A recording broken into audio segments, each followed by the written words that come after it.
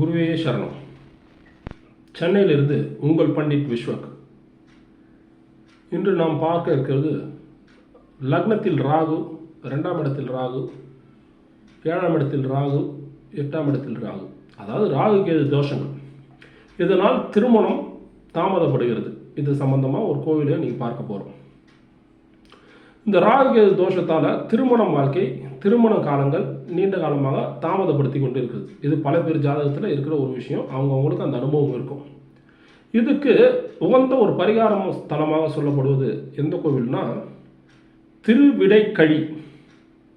அது எங்கே உள்ளதுன்னா திருக்கடையூர் பக்கத்தில் ஒரு 6-7 கிலோமீட்டர் வித்தியாசத்தில் திருவிடைக்கழி என்ற ஒரு ஊர் இருக்குது. அது ஒரு முருகஸ்தலம். அதில் ஒரு விசேஷம் என்னன்னா குராமரம் அப்படின்னு ஒரு மரம் அந்த இடத்துல இருக்குது. ஸ்தல விருட்சமே அந்த குராமரம் தான். அந்த குராமரத்தை போய் நம்ம சுற்றி வரும்போது அந்த குராமரம் குரா குரா குரா என்று சொன்னால் ராகு ராகு ராகுன்னு என்று மாறும்.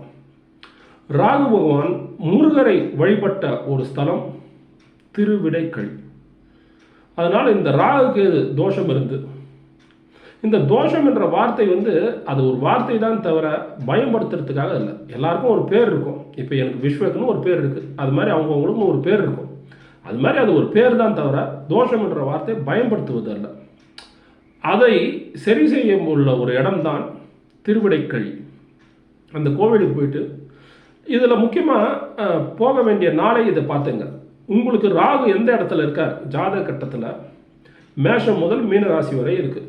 இதில் ராகு எந்த ராசியில் இருக்கிறார் பார்த்துட்டு அந்த நாளை தேர்ந்தெடுத்து அந்த நாளுக்கு வரும் ராகு காலத்தை தேர்ந்தெடுத்துங்க. சரிங்களா? அந்த நாளில் வர ராகு காலத்தை தேர்ந்தெடுத்துங்க. அது ராகு காலம் நான் ஒரு எக்ஸ்ட்ரா ஒரு விஷயம் தான் சொல்கிறேன் தவிர ராகு காலம் இல்லைன்னா கூட அந்த நாளில் நீங்கள் போங்க. எல்லா நாளும் இப்போ உதாரணம் பார்த்தீங்கன்னா வியாழக்கிழமை அன்றைக்கி ராகு காலம் 1:30-3 வரும். அந்த சமயத்தில் கோயில் சாத்தியிருக்கும். புரியுதுங்களா? ராகு காலம் இருந்ததுன்னா அந்த நாளை எடுத்துங்க. ஒரு ஸ்பெசிஃபிக் ஒரு தடையை நீக்கிறதுக்கு ஒன்று சொல்கிறேன். அடுத்த ஸ்டெப்புக்கு அது ஒரு டிப்ஸாக சொல்கிறேன். புரியுதுங்களா?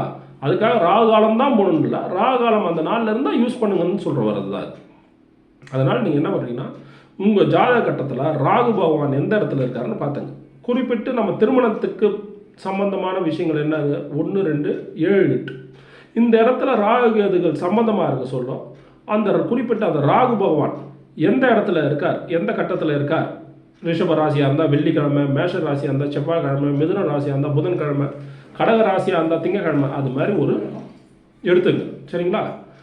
உதாரணமாக எந்த ராசியில் இருக்கோ அதை எடுத்துகிட்டு அந்த நாள் சென்று முருகருக்கு அபிஷேகம் செய்து அங்கே இருக்க குராமரத்தை வழிபட்டு வந்தால் நிச்சயமாக தடைப்பட்ட திருமணம், நீண்ட காலமாக தாமதமான திருமணம் நிச்சயமாக நிறைவேறும், நடக்கும். இது உறுதியான ஒரு விஷயம். நம்பிக்கையோடு செய்யுங்கள்.